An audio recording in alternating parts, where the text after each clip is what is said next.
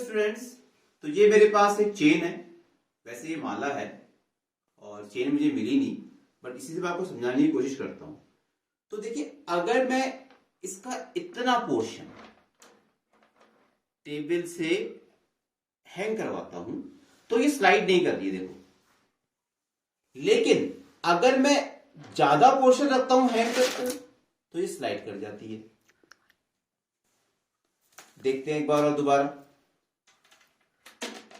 हमने इसको रखा यहां पर, अगर मैंने इसका इतना पोर्शन रखा हुआ है तो ये नहीं करती स्लाइड, लेकिन अगर मैंने इसका ज्यादा पोर्शन किया तो ये स्लाइड कर जाएगी। तो आइए स्टूडेंट्स, इस चेन प्रॉब्लम को, जिसको मैंने अभी डिमॉन्स्ट्रेट करके बताया, फिजिक्स की मदद से सॉल्व करने की कोशिश करते हैं। तो हमारे पास एक L लेंथ की चेन है, जिसे हमने यहां पर फिगर पे इस तरह से दिखाया हुआ है। इस L लेंथ की चेन का Y पार्ट हैंग कर रहा है, जिससे कि ये चेन स्लाइड नहीं कर रही है। हमसे यही पूछा गया है कि हम कितना मैक्सिमम पार्ट हम हैंग करवा सकते हैं जिससे कि चेन स्लाइड ना करे। ये हमारे पास जो बोर्ड हमने बनाया हुआ है, ये हमारा टेबल है। Y पार्ट हैंग कर रहा है, तो कितना पार्ट टेबल के ऊपर होगा चेन का? L minus Y। अब हमें यहां पर फ्रिक्शन की प्रेजेंस भी दिख रही है, तो टेबल और चेन के बीच में फ्रिक्शन फोर्स लग रहा है F। जो चेन यहां पर रेस्ट कर रही है, इसका वेट हमने एज्यूम किया हुआ W डैश, तो जाहिर सी बात है कि इस पर रिएक्शन फोर्स भी लगेगा अपवर्ड। और जो चेन हैंग कर रहा है, जो पार्ट हैंग कर रहा है, उसका वेट हमने यहां पर कंसीडर किया हुआ है W। अब हमें पता है मैकेनिक्स में अगर हम इक्विलिब्रियम का केस लेके आते हैं तो हम सारे फोर्सेस को बैलेंस करवाते हैं। ऐसी प्रॉब्लम्स हमने ब्लॉक टेबल पे भी किया हुआ है। तो देखिए किस तरह से हम फाइंड कर सकते हैं इस Y की वैल्यू कि चेन जो है वो स्लाइड ना करे। तो मास ले लेते हैं चेन का M। तो जो रेस्टिंग पार्ट है, ये वाला जो पार्ट है रेस्टिंग पार्ट, जिसकी लेंथ कितनी है? L minus Y।